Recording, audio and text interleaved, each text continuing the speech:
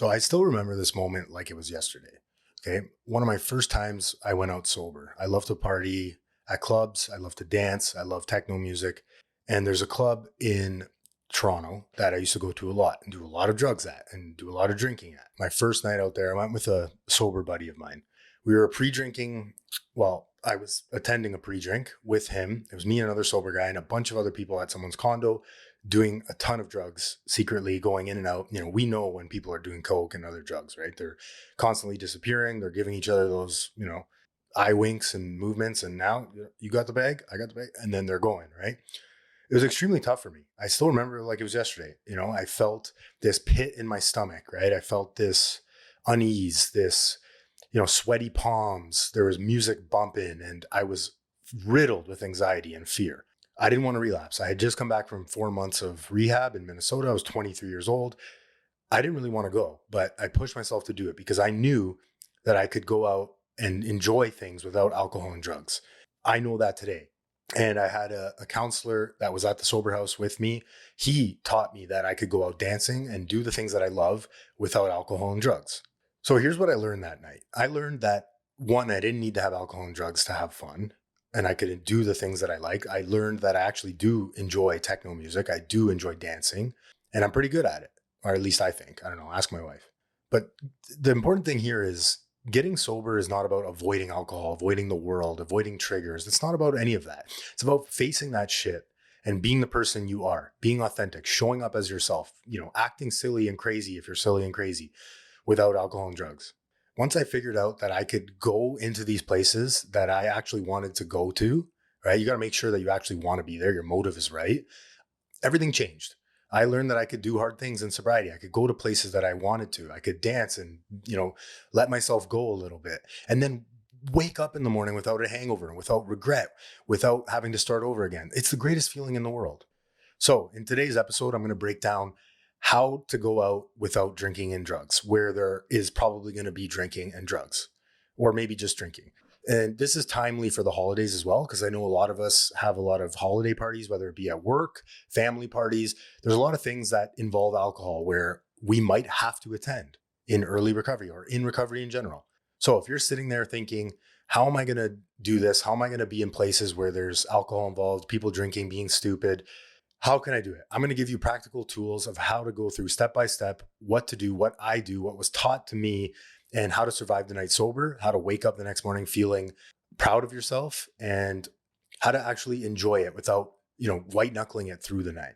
So first up, why the first night out feels so awkward, so uncomfortable, so intense for a lot of us. And I promise you, it does get easier with repetition. It does get easier the more you do it. So for me, going out used to be about, it was very routine, right? Like pre-drink, club, that's pretty much it, to be honest. I was able to, once I had a few in me, I was able to connect with the people around me. I was feeling more confident. I felt a part of, I felt like I didn't, I wasn't on the outside. I was a part of the community. I was a part of the people that were around. So the reason it feels so weird, so uncomfortable is, first of all, you're not used to it. Your body's like, where's the dopamine here, right? I'm not getting enough dopamine from just being around these people. If anything, I feel more anxious, more left out, more on the outside. So you're not broken. You're just not used to it. Your ritual is, like I said, you're used to all this partying and drugs and dopamine being flooded in at all times. There's usually like a 10 to 30-minute period where the anxiety is on level 10 out of 10, and you just got to push through it, right? You just got to call somebody if it gets really loud, but I'll get into all of that. So second, what I do now is I create a sober ritual that actually works, right? So for me, it's soda water. So grabbing a soda water, feeling like I have something in my hand, cracking it open. If I need to pour it in a glass because I'm uncomfortable, people asking me why I'm not drinking with them, do that, pour it in a glass. Just have that in your hand. It feels safe. That's the new signal, the new cue to your brain that everything's going to be okay. You're fitting in. No one's looking at you. Don't worry about it. So then there's that moment when you walk into any party. I'm sure a lot of us can relate to this where, you can kind of cut the tension with a knife, right? Everybody is still sober. You got the loud people that are fitting in and kind of the glue of the party. But there's that awkward moment where it's like, what's going on here? Everyone's kind of like assessing the situation. Do I know that person? Who do I know? Do I know that person? Who the fuck is that guy? Why is he here? Fuck, I haven't seen that guy in so long. Oh my God. And then there's that moment where your nervous system goes, bro, where's the fucking shots? Where's the alcohol? Where's that liquid shield, that liquid courage? Acknowledge that. That's your old way of thinking. This is the new sober you. You're going to get through this. The alcohol was not confidence. The drugs were not confidence. It was amnesia. It was making you forget about all the feelings, numbing the pain that you're experiencing. It wasn't helping you.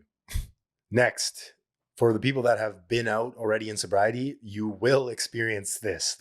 The classic, hey, why aren't you drinking? Hey, want a beer? Hey, what are you doing? What is that? What's in your drink? What are you drinking? How do we handle that question? This will make or break your anxiety level for the next 20, 30 minutes, hour of the night, possibly the whole night. I remember one time my wife and I were at Real Sports Bar, which is a bar in Toronto with tons of TVs. It was before a Leaf game, a hockey game.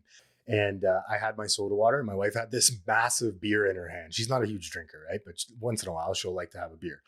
And there was a deal on these like massive pints of beer. And it looked hilarious in her little hand. She was holding it like this, and I'm holding this soda water.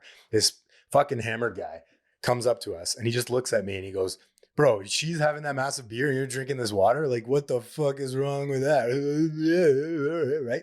Wanted to knock him the fuck out. I didn't, because I know where that leads me. Jail and into fights. And when you get into fights, no one wins. But I have a clear mindset at this point. I had some time under me. I was like 7 years sober at the time. I don't let those things bother me. The other thing too is whenever you're at a party and an intoxicated person comes up to you and starts communicating with you, it almost, you're not dealing with a human at that point, right? Like I take it for what it's worth. I'm very realistic about it. If I'm talking to somebody and they're out of their mind, high off their ass, drunk off their ass, I take everything they're saying with a grain of salt. I give them a little more grace. Either I exit the conversation or I just let them ramble on. I don't take anything personally that they're saying, because it's not them. It's not them talking. It's the alcohol or the drugs. So when that guy tried to embarrass me, presumably in front of my wife, I simply just laughed and said, actually, no, I tried to embarrass him, to be honest with you, because he caught me off guard, and I didn't snap at him. I didn't, make a scene, but I did say like, oh no, man, when I drink, I smoke meth or something smart ass like that. I'm in recovery, right? I don't recommend that because it doesn't make anyone feel good. He was embarrassed. I was embarrassed. My wife laughed, but sometimes those are warranted, right? You can put people in their place sometimes, but it generally doesn't end up well for anybody. So what do you say? It's as simple as this. Oh, I'm just not drinking. Oh, alcohol doesn't agree with me. Oh, I'm allergic to alcohol. And chances are people will leave that alone. But if they pry and they keep asking, maybe, like I say, it's time to tell them the truth. Oh, I really struggled with alcohol. I think you'll find in most scenarios, people will usually leave it alone. Some people will pry and, because they're uncomfortable with their drinking. And then some people will actually open up to you. And then you have a moment to be, to share your story and your experience and maybe get a phone number and help them the next day if they're struggling. It's a beautiful thing, right? Speak your truth, unless you're not comfortable doing so. It also depends who it is too. If it's some random stranger trying to embarrass you, don't pay them any attention. Don't pay them any energy. Just, I'm not drinking. Simple as that. I'm currently not drinking. I just don't drink.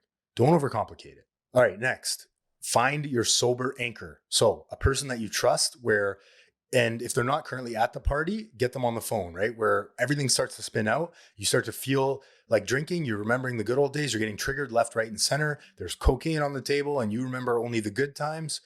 Lean on that person. Call them. Talk to them. Take a breath. Go take a walk outside. You got to unload that feeling, that trigger. And if it doesn't happen in the moment, maybe you unload it later that night, but don't act on it. Just don't pick up that first one. It really is simple and stupid and annoying. That is the best advice I ever got in early recovery. Just don't pick up the first one. So whenever I, was in those situations, I remember one time I was in Jamaica on a beach and there were four people holding up a funnel right to my face. I was 3 years into sobriety. I did the meth joke a lot. That's kind of my go-to. Oh no, if I end up drinking that, in the moment I said, no, I don't drink.